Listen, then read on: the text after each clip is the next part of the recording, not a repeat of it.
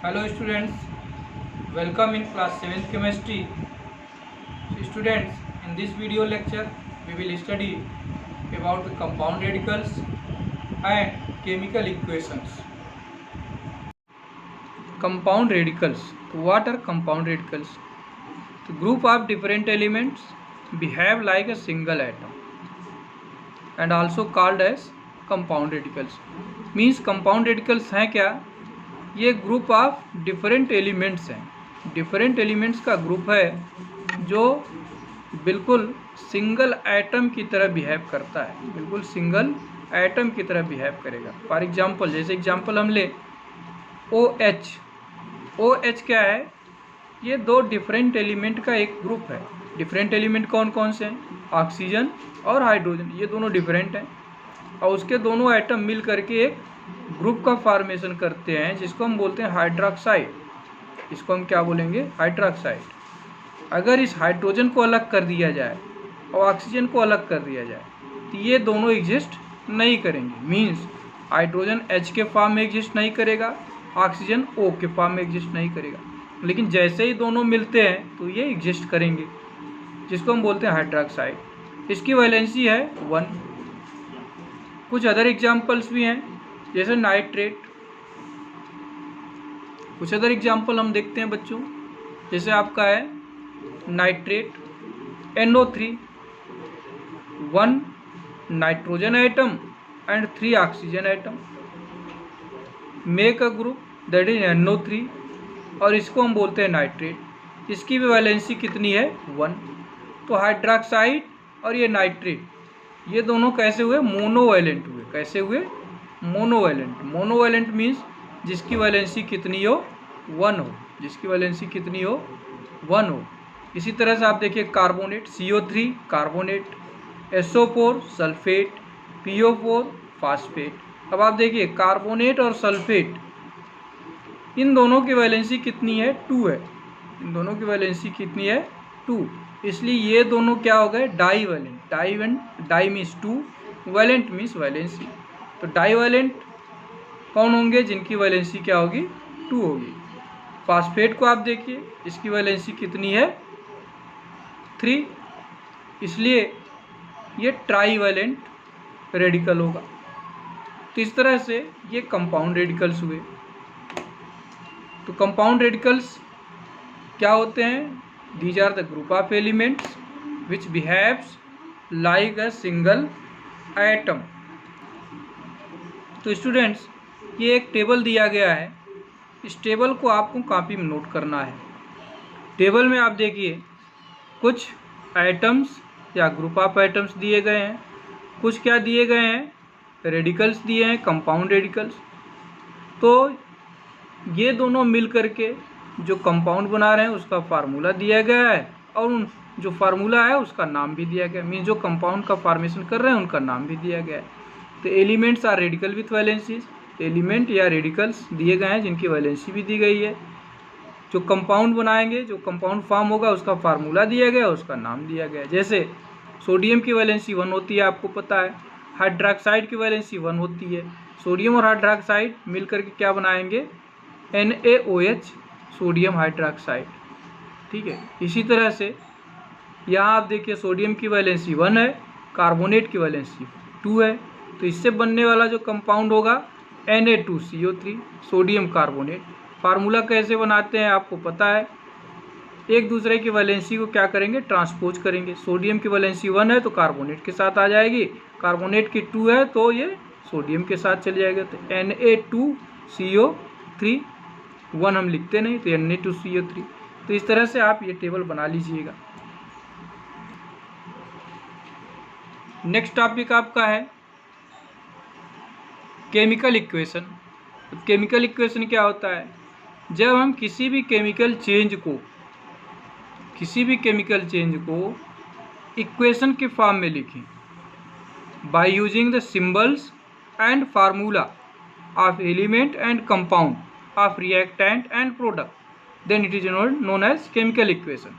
जैसे कोई chemical change हो रहा है तो उसको हम वर्ड्स में कह सकते हैं, लेकिन वर्ड में न कह करके उसको हम एक इक्वेशन के फॉर्म में रिप्रेजेंट करें और इक्वेशन के फॉर्म में रिप्रेजेंट करने के लिए हम क्या यूज करें, जो रिएक्टेंट हैं या जो सबस्टेंस रिएक्ट कर रहे हैं उनका सिंबल हम यूज कर लें, और जो प्रोडक्ट बन रहा है उसका भी हम सिंबल लिखें, तो उसी को हम बोलते हैं केमिकल इक्वेशन। फॉर एग्जांपल, जैसे हम लोग एक एग्जांपल देखते हैं, burning of carbon in oxygen can be represented as, means carbon क्या हो रहा है, बर्न कर रहा है इन प्रेजेंस ऑफ ऑक्सीजन, और जब ये बर्न करेगा तो या तो कार्बन डाइऑक्साइड बनाएगा या कार्बन मोनोऑक्साइड बनाएगा। जैसे अगर हमको यही burning of carbon in oxygen को रिप्रेजेंट करना हो तो क्या करेंगे, हम कार्बन का सिंबल लिख लेंगे C प्लस ऑक्सीजन का सिंबल लिख लेंगे O2, तो C प्लस O2 एक एरो लगा देते हैं, मीन्स ये दोनों जब रिएक्ट कर रहे हैं तो क्या बनेगा, CO2 कार्बन डाइऑक्साइड बनेगा। तो ये आपका रिएक्टेंट हुआ, जो रिएक्ट करते हैं उनको हम बोलते हैं रिएक्टेंट्स, और रिएक्शन के बाद जो हमको प्रोडक्ट मिलता है या जो नया सबस्टेंस बनता है उसको हम क्या बोलते हैं, प्रोडक्ट। जैसे यहाँ कार्बन डाइऑक्साइड बना हुआ है तो कार्बन डाइऑक्साइड क्या हुआ, प्रोडक्ट हुआ। स्टूडेंट्स, कार्बन ऑक्सीजन के साथ रिएक्ट करता है तो कार्बन डाइऑक्साइड बनाता है।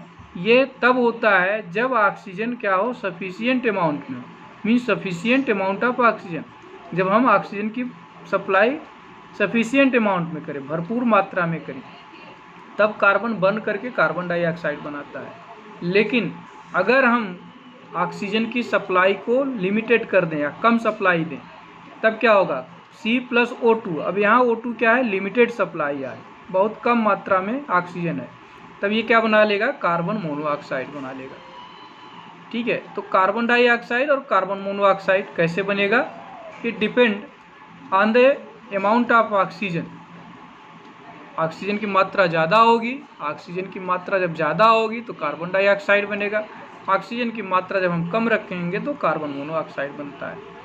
और इसके साथ साथ इस इक्वेशन को हम और ज़्यादा इंफॉर्मेटिव बना सकते हैं। कैसे बनाते हैं कि जो कंडीशंस हैं, कोई भी केमिकल चेंज होने का जो कंडीशन है, उस कंडीशन को हम एरो के ऊपर लिख दें। जैसे कार्बन ऑक्सीजन से ऐसे ही रिएक्ट नहीं करता जब तक हम उसको हीट न दें, जब ये हीट पाता है तभी कार्बन ऑक्सीजन के साथ बर्न करना शुरू कर देता है। तो मोर इन्फॉर्मेटिव बनाने के लिए क्या करेंगे, हम एरो के ऊपर ऐसे लिख देंगे हीट, मीन्स अब ये और क्लियर हो गया कि कार्बन ऑक्सीजन के साथ कब बर्न करेगा, जब हम उसको हीट करेंगे, हीट देंगे, means on heating carbon burns with oxygen to produce carbon monoxide in limited supply of oxygen. ठीक है, तो ज़्यादा इन्फॉर्मेशन देने के लिए जो भी कंडीशंस हैं हम एरो के ऊपर लिख देते हैं। नोट करने वाली बात यहाँ है कि किसी भी केमिकल रिएक्शन में जो नंबर ऑफ एटम्स रिएक्टेंट के होते हैं वो और नंबर ऑफ एटम प्रोडक्ट में जो होंगे वो क्या होंगे, हमेशा इक्वल होते हैं, इक्वल ही नंबर होंगे, सेम होंगे। जैसे कार्बन ऑक्सीजन से रिएक्ट कर रहा है तो कार्बन मोनोऑक्साइड बना रहा है। अब आप यहाँ देखिए, रिएक्टेंट साइड में 1 कार्बन एटम है और प्रोडक्ट साइड में 1 कार्बन एटम है, ये तो बराबर है, इक्वल है। ऑक्सीजन को चेक करें, रिएक्टेंट साइड में ऑक्सीजन के एटम कितने हैं, 2 एटम है, लेकिन प्रोडक्ट में कितने, 1 है। इसका मतलब ये रिएक्शन एक्सेप्टेबल नहीं है, क्योंकि किसी भी केमिकल रिएक्शन में नंबर ऑफ एलिमेंट्स या number of atoms on reactant side must be equal to the number of atoms in product side.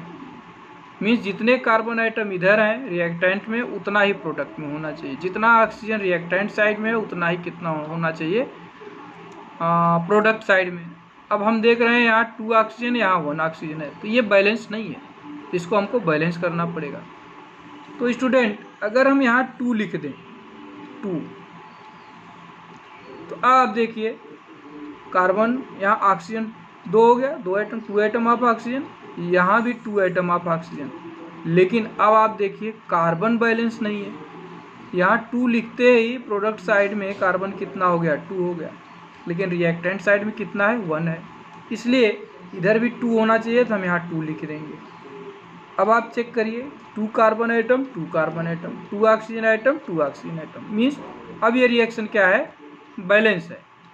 तो only balanced chemical equation is acceptable. तो जब भी आप एक क्वेश्चन लिखेंगे तो इतना ध्यान देंगे कि number of each item on reactant side should be equal to that on product side. Product side और रिएक्टेंट साइड में दोनों तरफ किसी भी एलिमेंट का आइटम क्या होने चाहिए, सेम होने चाहिए। कुछ और एग्जांपल्स हम लोग देख लेते हैं, जैसे H2 + Cl2 मीन्स हाइड्रोजन और क्लोरीन जब रिएक्ट करते हैं तो हाइड्रोजन क्लोराइड बनाते हैं, हाइड्रोक्लोरिक एसिड या हाइड्रोजन क्लोराइड HCl। अब आप देखिए रिएक्टेंट साइड में कितना हाइड्रोजन आइटम है, 2 हाइड्रोजन आइटम, प्रोडक्ट साइड में 1 है, मीन्स बैलेंस नहीं है। क्लोरीन को भी चेक करिए, रिएक्टेंट साइड में 2 क्लोरीन आइटम, लेकिन प्रोडक्ट साइड में ओनली 1 है। क्या करेंगे, हम यहाँ 2 लिख देंगे, इसके सामने अगर हम 2 लिख दें तो स्टूडेंट ध्यान दीजिएगा, जब भी हम बैलेंस करते हैं कोई भी नंबर लिखेंगे प्रोडक्ट या रिएक्टेंट के लेफ्ट साइड में ही नंबर लिखते हैं, राइट साइड में कभी नहीं लिखते। जब भी लिखेंगे तो किधर लिखेंगे, लेफ्ट साइड में, इसके लेफ्ट साइड में, राइट साइड में नहीं लिखते, हमेशा किधर लिखेंगे, लेफ्ट साइड में। इसी तरह से आपका नेक्स्ट रिएक्शन है हाइड्रोजन ऑक्सीजन, ये दोनों रिएक्ट करते हैं तो क्या बनाते हैं, H2O, वाटर का फॉर्मेशन करते हैं। आप यहाँ देखिए 2 हाइड्रोजन आइटम, यहाँ भी 2 hydrogen atom, means on reactant side and product side number of hydrogen is equal, same है। यहाँ तो बैलेंस करने की जरूरत नहीं है। लेकिन ऑक्सीजन को देखिए, ऑक्सीजन यहाँ 2 oxygen atom in reactant, but in product only 1 oxygen atom. अब हमको क्या करना है, इस ऑक्सीजन को बैलेंस करने के लिए यहाँ हम 2 लिखेंगे, 2 लिख दिया। 2 लिखने पर क्या हो गया, अब आपका ऑक्सीजन तो बैलेंस हो गया, 2 ऑक्सीजन और ये 2 ऑक्सीजन। लेकिन हाइड्रोजन कितना हो गया, 2 × 2 = 4, ये 4 हाइड्रोजन आइटम प्रोडक्ट साइड में, इधर कितना है, 2 हाइड्रोजन आइटम, तो यहाँ भी हम क्या करेंगे, 2 लिख देंगे। अब ये बैलेंस हो गया। इसी तरह से एक और रिएक्शन है, जैसे मैग्नीशियम ऑक्सीजन के साथ रिएक्ट करके बनाता है मैग्नीशियम ऑक्साइड। अब आप देखिए 1 magnesium item on reactant side and 1 magnesium atom on product side, that means it is balanced, magnesium is balanced. But in case of oxygen, 2 atom of oxygen in the reactant, and in product only 1 oxygen atom, that means it is not balanced, means oxygen is not balanced, so we need to balance the oxygen atom.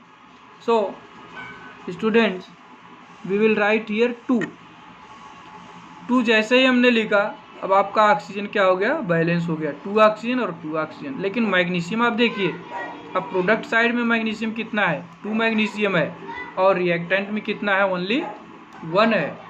अब क्या करेंगे, magnesium को balance करने के लिए हमको reactant side में जो मैग्नीशियम है उसके साथ 2 लिख देंगे। अब आप चेक करिए, 2 Mg 2 Mg, O2 2O, now it is balanced.